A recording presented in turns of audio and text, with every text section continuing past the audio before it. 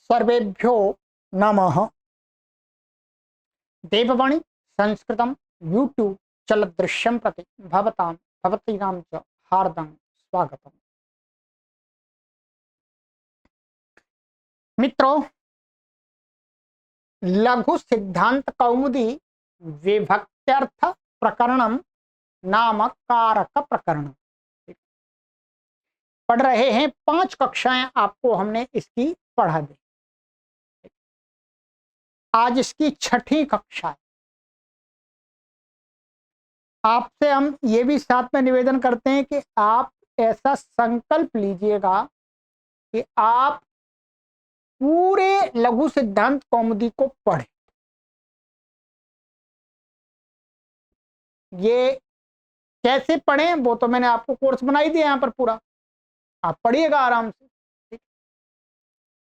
तो बेशक आपके सिलेबस में इतना ही पार्ट लगा है कारक प्रकरण का, परंतु आप अपने ज्ञान वर्धन के लिए, अपने इस संस्कृत शास्त्रों की परंपरा के रक्षण के हेतु आप पूरे शास्त्र को पढ़िए।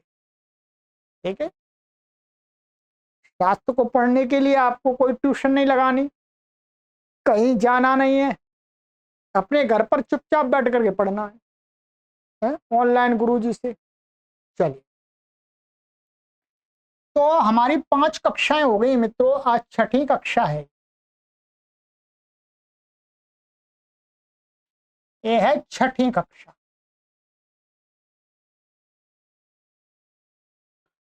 चलिएगा,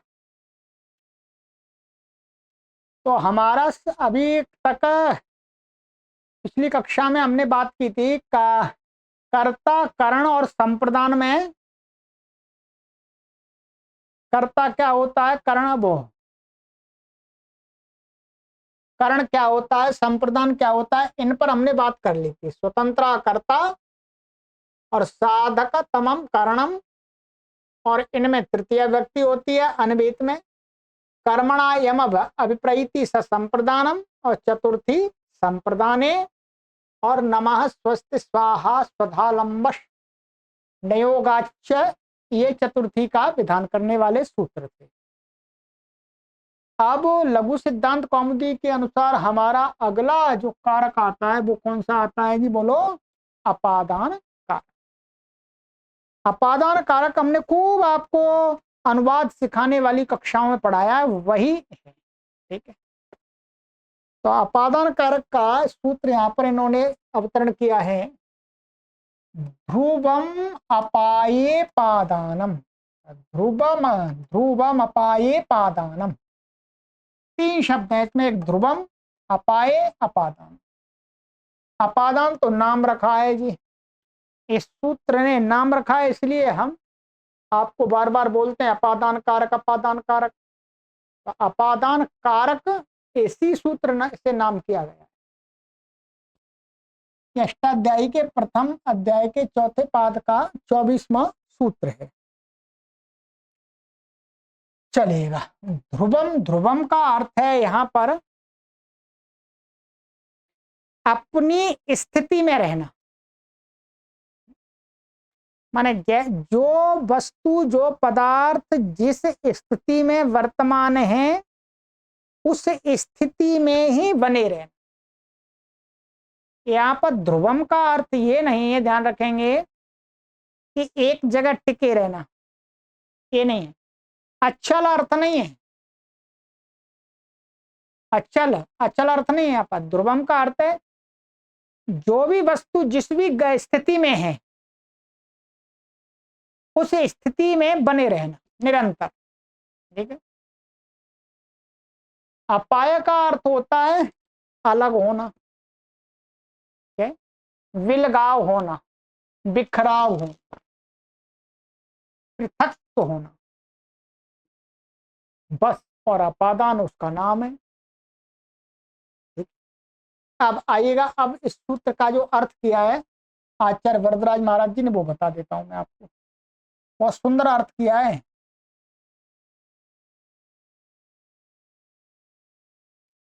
अपायो विश्लेषः,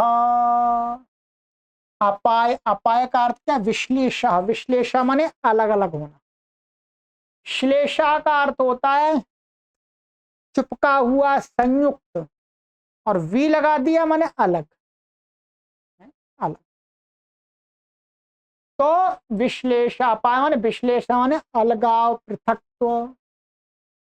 तस्मिन् साध्ये, ध्यान रखेंगे, तस्मिन् साध्ये माने उस पृथकत्व को सिद्ध करने में, मत पृथकत्व जहां साध्य है, पृथकत्व साध्य का अर्थ है जैसे ये पुस्तक और पेन है। अब पुस्तक और पेन का अलग अलग होना, ये क्या हो गया? साध्य हो गया, पृथकत्व साध्य हो गया। ठीक है, वही का तस्मिन साध्ये, तस्मिन माने विश्लेषे अर्थात अपाये, पृथकत्व जब में पृथकत्व साध्य हो, अरे जहां पर पृथकत्व होना हो, होना हो को वही साध्य कहा गया है। उसमें यद ध्रुवम, पृथकत्व जहां पर साध्य होगा वहां पर क्या होगा? वहां पर दो या दो से अधिक अधिक कुछ वस्तुएं, कुछ भी पदार्थ होंगे, उन्हीं में तो पृथकत्व होगा। तो कहते हैं उस अपाय माने जो पृथकत्व के साध्य में जो ध्रुवम, क्या है? ध्रुवम, जो ध्रुव रहता है, स्थिर रहता है, माने जैसी स्थिति है, माने जैसे मानिएगा दो या दो से तीन कोई वस्तु है, पदार्थ हैं, वो जिस अवस्था में है, जिस स्थिति में है, अब उनमें से उनमें बिलगाव होता है, अपाय होता है, विश्लेष होता है। तो उस विश्लेष होने की अवस्था में जो जो जो तीन चार दो हैं, उनमें से कुछ तो अपनी पूर्व वाली स्थिति में ही बने रहते हैं और कुछ अपनी स्थिति से च्युत हो जाते हैं, बस। तो कहते हैं साधन यद ध्रुवम, जो अपनी पूर्व की स्थिति में ही स्थिर रहता है, और वो क्या बनता है? वो जो दूसरा है उससे पृथक हो रहा है, उसके लिए वो अवधि बनता है, अवधिभूतम। जो अलग हुआ है वो कहां से अलग हुआ है? यहां से। पत्ता वृक्ष से अलग हुआ है, तो पत्ता अलग होने की उसकी अवधि हमने क्या निश्चित की? वृक्ष।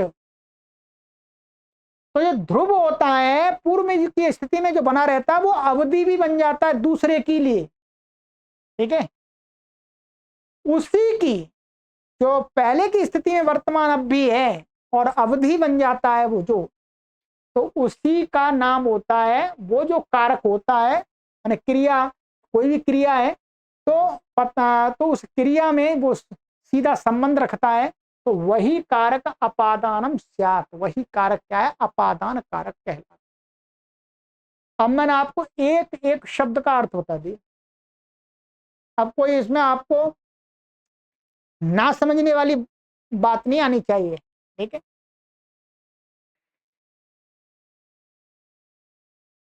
अपाय विश्लेष, पृथक, अलगाव, बिखराव, बिलाव, माने अलग होना। तस्मिन साध्य, उस अपृथकत्व के साध्य होने पर जो ध्रुव रहता है और अवधि बनता, वही ध्रुव जो रहता है वो अवधि भी बनता है। जब अलगाव होता है तो उसमें जो अलग होता है उसके लिए उसमें एक अवधि रूप को धारण करना पड़ता है, तो उसी अवधि रूप जो कारक होता है जिसका क्रिया के साथ सीधा संबंध होता है, वही अपादान कारक होता है, होवे। ठीक है, तो ये तो अपादान कारक की इन्होंने संज्ञा, तो अपादान कारक के लिए सूत्र दिया। अब देखिएगा इन्होंने यहां पर उदाहरण भी वैसा ही दिया है। कहते हैं आगे सूत्र दिया, अपादाने पंचमी। वाक्य में जिस भी शब्द की अपादान संज्ञा होती है, जो अपादान कारक बनता है, उसमें कौन सी विभक्ति करनी चाहिए? पंचमी। बोलो क्या करनी चाहिए? पंचमी। तो अपादाने पंचमी। जैसे अब ग्रामाद आयाति है, ग्रामाद आयाति। तो यहां पर ऐसे कह सकते हैं मनुष्य ग्रामाद आयाति, मनुष्य गांव से आता है। अब देखिएगा, जो मनुष्य था और गांव था, मनुष्य गांव में खड़ा हुआ था, मनुष्य और गांव दोनों संयुक्त थे, अर्थात मनुष्य गांव में खड़ा हुआ था। अब मनुष्य वहां से चल करके आता है, तो गांव तो अपनी पूर्व वाली स्थिति में रहता, वहीं का वहीं, गांव उठ के नहीं चला जाता कहीं पर। मनुष्य अपनी पूर्व वाली स्थिति से च्युत हो जाता, हट जाता है। तो गांव और मनुष्य का पृथकत्व हो रहा है, और वो मनुष्य कहां से हट रहा है, उसकी अवधि क्या बना रहे हैं हम? गांव को।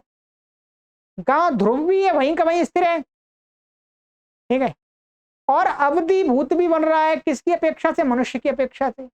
मनुष्य कोई भी है जो आता है तो ये अवधिभूत भी बनता है, इसलिए इसकी ग्राम की क्या होगी? अपादान संज्ञा। तो आयाति क्रिया में ये सीधा संबंध कराने, आना क्रिया कहां से हो रही है? मनुष्य की, गांव से। तो गांव का सीधा संबंध है क्रिया के साथ में, इसलिए ग्राम की अपादान संज्ञा, और अपादान में पंचमी हो गई तो ग्रामात बन गया। अब दूसरा उदाहरण है धावतोश्वात पतति इत्यादि। यहाँ क्या है? ये धावतः अश्वात पतति, ठीक है, यहां लिख दीजिएगा अश्वारोही।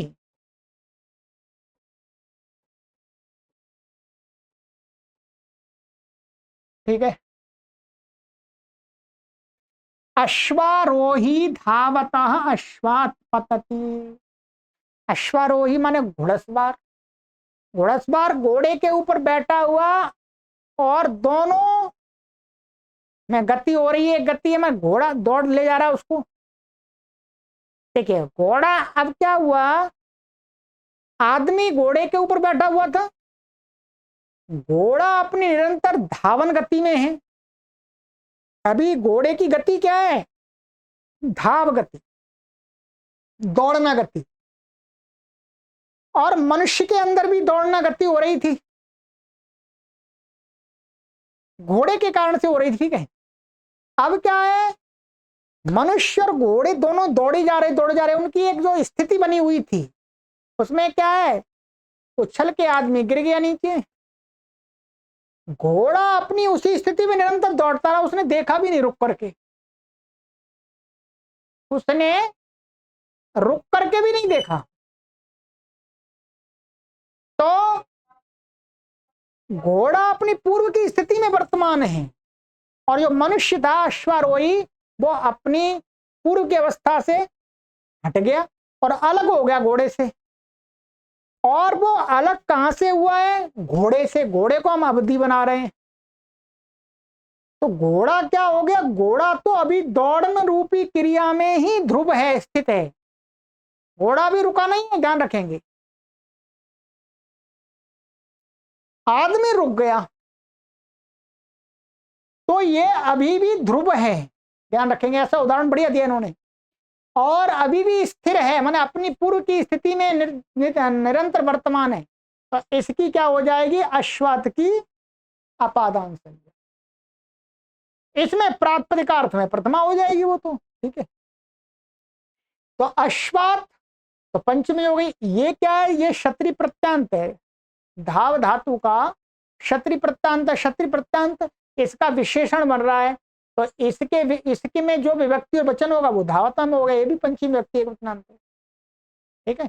और मुख्य रूप से अपादान संज्ञा तो इसकी हो रही है।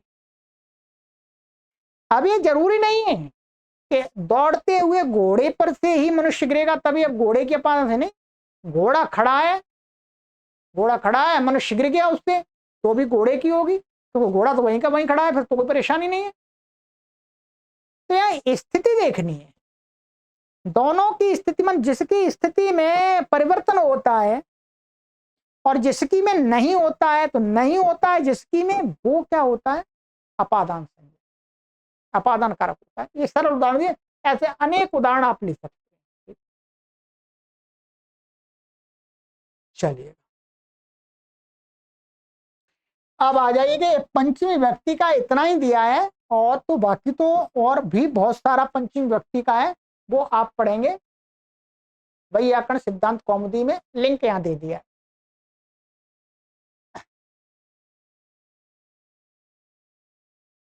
अब आ जाइए षष्ठी व्यक्ति, पंचमी व्यक्ति के बाद षष्ठी। षष्ठी व्यक्ति के लिए कारक का नहीं, षष्ठी कोई कारक नहीं होता, ठीक है, संबंध कोई कारक नहीं, ये पहले बता दिया था मैंने। षष्ठी शेषे 2 3 50, कारक प्रातिपदिकार्थ व्यतिरिक्त स्वस्वामी भावादि संबंध शेषस्तत्र षष्ठी।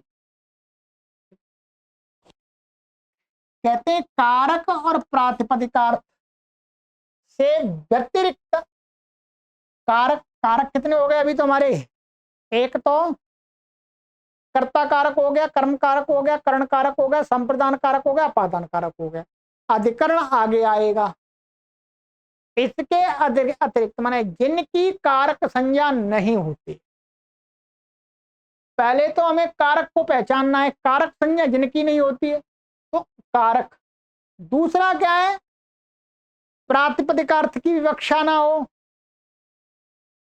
प्रातिपदिकार्थ में तो प्रथमा कह दिए, तो कारक और प्रातिपदिक के से व्यतिरिक्त जहां पर स्व स्वामी भावादि संबंध, स्व और स्वामी का, सेवक और मालिक का, इसी प्रकार से और भी संबंध होते हैं, जनक और जन्य का, प्रकृति और विकार का, ठीक है, इस प्रकार से अनेक विषय देते हैं, अवयव और अवयवी का। ये जो संबंध हैं, इस संबंध को ही शेष कहा है, और उस शेष में षष्ठी व्यक्ति कर देनी चाहिए, ठीक है। बस उदाहरण दिया, जैसे राज्या पुरुष, तो राजा क्या है, राज्या पुरुष, अब क्या है, ये पुरुष हो गया स्व और ये हो गया स्वामी, तो इन दोनों के बीच में क्या संबंध है, स्वस्वामी का, स्वस्वामी का भी हो सकता है, तो ये हो गया। तो अब यहां पर क्या है, जो माने जिसका संबंध हम बताना चाहते हैं, ध्यान रखेंगे, जिसका संबंध जिसके साथ हम बताना चाहते हैं उसमें षष्ठी होती है, यह ये हो गया। अब यहां पर जो ये तो स्वस्वामी का बता दिया, इसी प्रकार से एक होता है अवयव और अवयवी भाव संबंध, अवयवी और अवयव और अवयवी का, इसका उदाहरण मैं आपको देना चाहूं तो जैसे वृक्षस्य शाखा,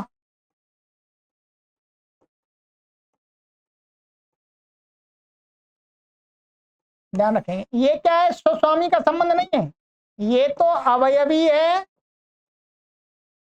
और ये शाखा क्या है, अवयव।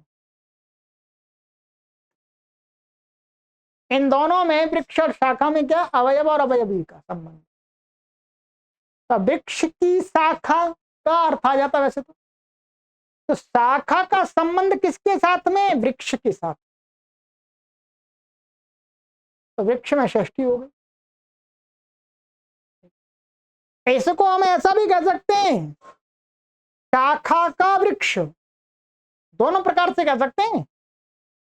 ये हमारी अपेक्षा है कि हम किसको प्रधान देख करके किसको गौण दे रहे हैं। जब हम संबंध बताते हैं, ध्यान रखेंगे, तो उस संबंध में जिसकी हम गौणता दिखाने चाहते हैं, ध्यान रखें, जिसको हम गौण बनाना चाहते हैं उसमें षष्ठी होती है। ये बात आप ध्यान रख लीजिएगा। जब हम दो या दो से अधिक में संबंध दिखाते हैं और उसमें जिसको हम गौण रखना चाहते, जैसे यहां पर वृक्ष से शाखा, तो मुख्य रूप से हम शाखा को बताना चाह रहे हैं। और शाखा, शाखा किसकी है? वृक्ष की। वृक्ष से शाखा को, तो शाखा मुख्य है, यहां पर ध्यान रखेंगे। इतना बात ध्यान रखना है कि जब इस प्रकार से षष्ठी होती है तो वहां पर गौण में षष्ठी होती है, मुख्य में षष्ठी नहीं होती है। हम यदि वृक्ष को यहां मुख्य बना देंगे कि शाखा का वृक्ष है, शाखा के वृक्ष को देखो, है, इस शाखा के वृक्ष को देखो। मानिएगा मेरे हाथ में, मैं किसी एक पेड़ से डंडी को तोड़ के ले आया, एक शाखा को तोड़ के ले आया, और मेरे पास में कोई व्यक्ति खड़ा हुआ, मैं उस डंडी को बता रहा हूं शाखा को लेकर के कि इस शाखा का वृक्ष वो है, देखो। तो यहां पर मैं किसको प्रधानता दे रहा हूं? वृक्ष को। गौण क्या हो गया? शाखा, इसलिए शाखा में षष्ठी हो जाएगी। ठीक है। और मैं कहता हूं कि जो लकड़ी पड़ी है, यहां पर कोई लकड़ी पड़ी है और मैं बताना चाह रहा हूं ये लकड़ी है, ये एक शाखा इस वृक्ष की है, तो मैं मुख्य रूप से लकड़ी को प्रधानता दे रहा हूं, शाखा को। तो ये ध्यान रखना है, जहां संबंध बनाने में हम जहां पर जिसको प्रधान रखते हैं उसमें षष्ठी नहीं होती, जिसको गौण बनाते हैं उसमें षष्ठी होती है। और ये वक्ता की अपेक्षा के ऊपर है, किसको गौण बनाना है, किसको क्या बनाना है, प्रधान बनाना है। ठीक है। तो ये हो गया। ऐसे ये तो अवयव अवयवी का हो गया। और इसी प्रकार से जन्य और जनक भाव संबंध का होता है। ठीक है। जैसे पितु पुत्रम, पिता के साथ में पितु पुत्र होगा, तो पिता और पुत्र का संबंध क्या है? पिता जनक है, ये जन्य है। ये जन्य है, पिता का बेटा, पुत्र है किसका? पिता का। इसी प्रकार से आगे है एक प्रकृति विकृति भाव का होता है। ठीक है। प्रकृति विकृति भाव, सुवर्णस्य कंकणम दिया है यहां पर, क्या है? सुवर्णस्य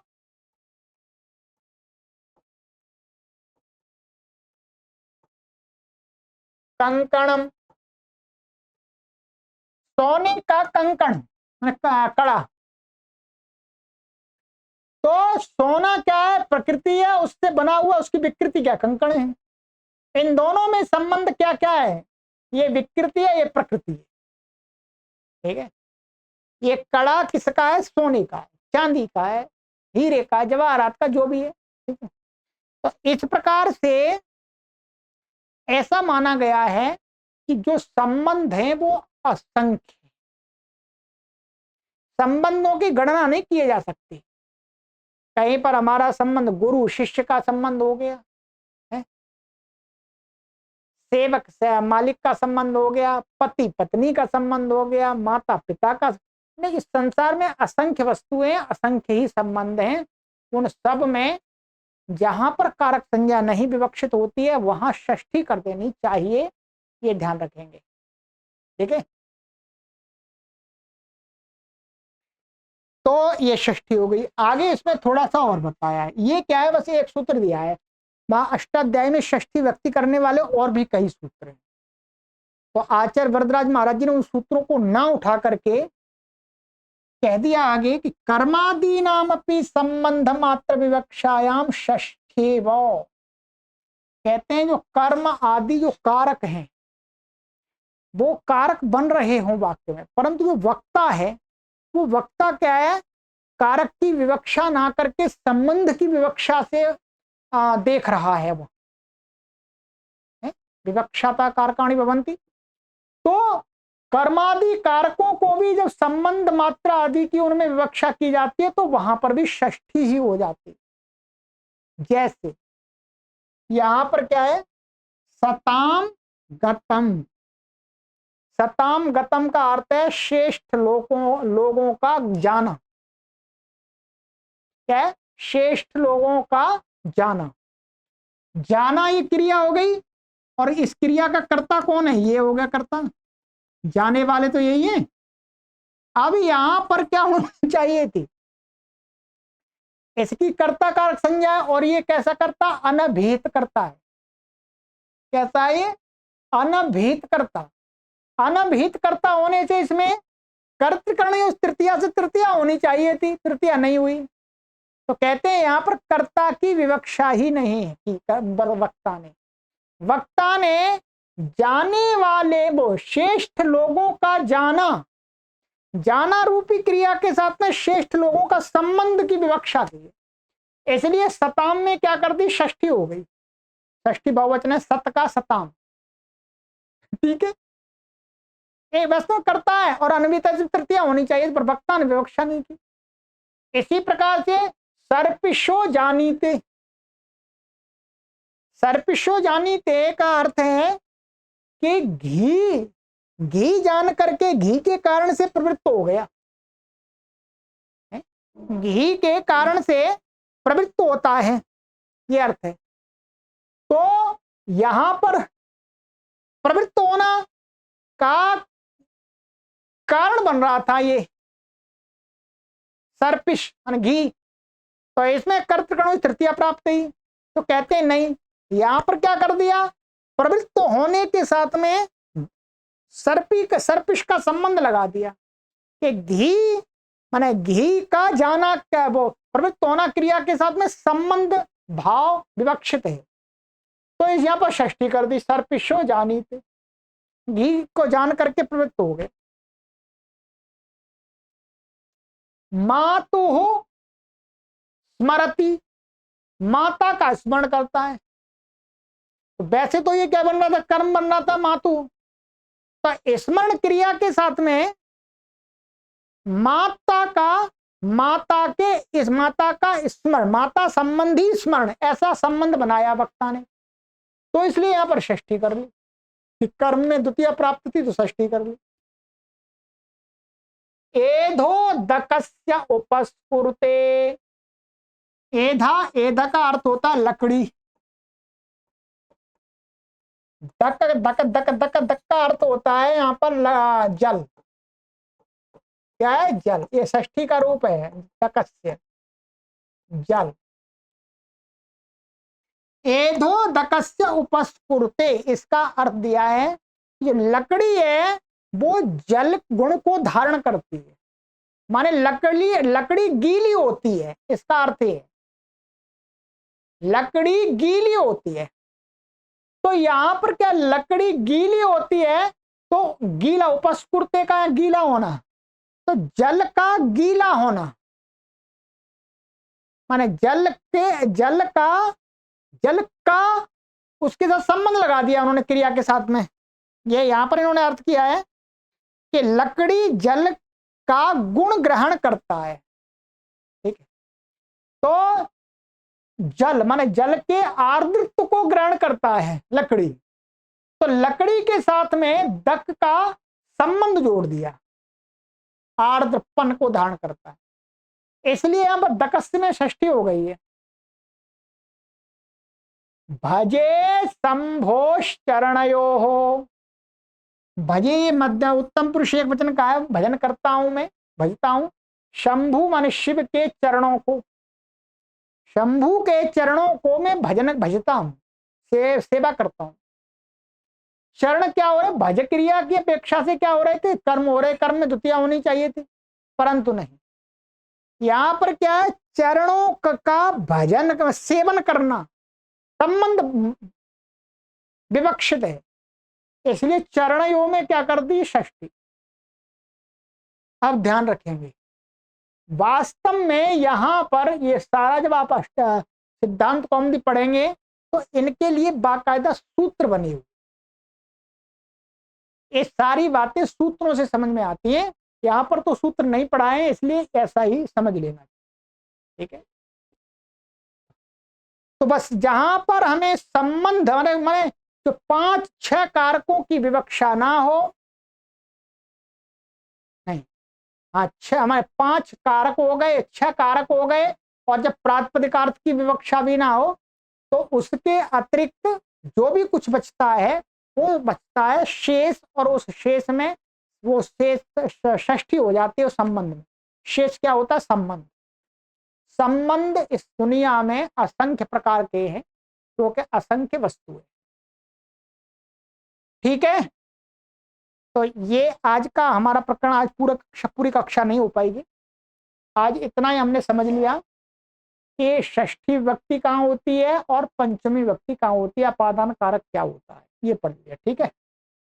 अब बस केवल एक कारक और रह गया है, अधिकरण कारक। षष्ठी विभक्ति समाप्त हो गई, ठीक है।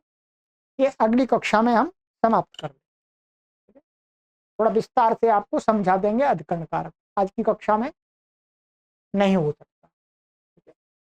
सर्वेभ्यो नमः।